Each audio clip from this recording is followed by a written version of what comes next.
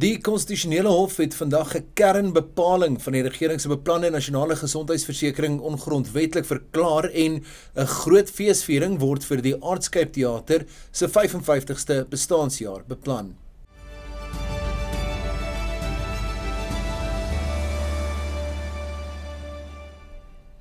Goeiemiddag, dit is tyd vir Pretoria FM se visuele nuusbulletin in Afrikaans. Ek is James Kemp.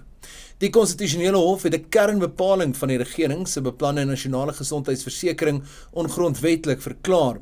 Die Hof het artikel 36 tot 40 van die Nasionale Gesondheidswet tersyde gestel, wat die regering se plan sou moontlik maak om te bepaal waar dokters mag praktiseer. Die uitspraak volg op 'n saak van die vakbond Solidariteit, wat die regulasies uitgedaag het. Die Hof het ook bepaal dat die staat Solidariteit se regskoste moet betaal. Solidariteit sê die hofbeslissing verwyder 'n belangrike instrument van staatssentralisering en beroepsbeheer. Hier is 'n groot geveg wat gewen is vir solidariteit, maar ook vir die gesondheidspraktisyn daar buitekant, wat die effek is van hierdie uitspraak is. Dit beteken dat 'n gesondheidspraktisyn nie voorgesê mag word deur die staat oor waar jy mag praktiseer en hoe jy mag praktiseer nie. Dit word oorgelaat aan die praktisyn self. Hier is een van twee groot gevegte. Die ander groot geveg is teen die NGV-wet en ons gaan voort om dit te beveg in die Howe.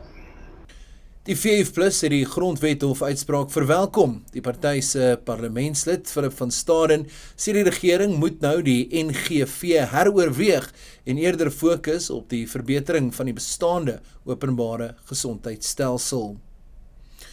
Die DA het ernstige tekorte wat met forensiese verkrachtingstoetsstelle in die Wes-Kaap ondervind word amptelik aan die waarnemende nasionale polisieminister deurgegee. Dit nadat die party se klagtes by die provinsiale kommissaris glo niks uitgeloop het nie. Die DA parlementslid Nicholas Gottsel verwys na die onbeskikbaarheid van toetsstelle as 'n krisis.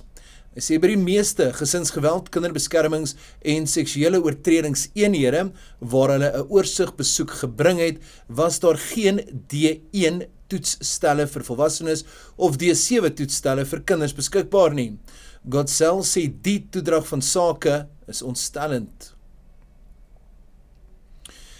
Die DA het sy parlementslid en woordvoerder oor justisie en staatkundige ontwikkeling, advokaat Linus Breitenbach, as die party se nuwe hoofsweep aangewys. Dit volg nadat die vorige posbekleer, George Mikalakis, tot parlementêre leier bevorder is. In sy nuwe rol moet hy as skakel tussen die DA caucus en federale leier Jordan Hill Lewis optree. Mikalakis het as die parlementêre leier die alleenreg om sy eie hoofsweep te kies. Linus Breitenbach will be an excellent chief whip for the Democratic Alliance in the National Assembly. She has all the makings of a fantastic chief whip, and it sends a very clear message that the DA is very adamant to make security and safety our priority within Parliament, in line with the vision and agenda of the federal leader Jordan Hill Lewis.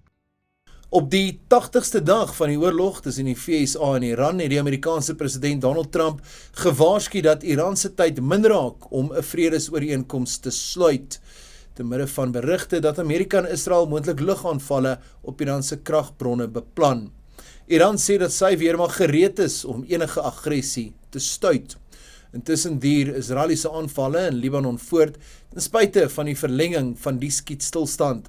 Die voortsepende konflik het wêreldwye oliemarkte geruk met die prys van Brent olie wat vandag sowat $111 per vat opgeskiet het. Iran se hoogste veiligheidsliggaam het intussen 'n nuwe agentskap daargestel om die strategiese straat van Hormuz te bestuur.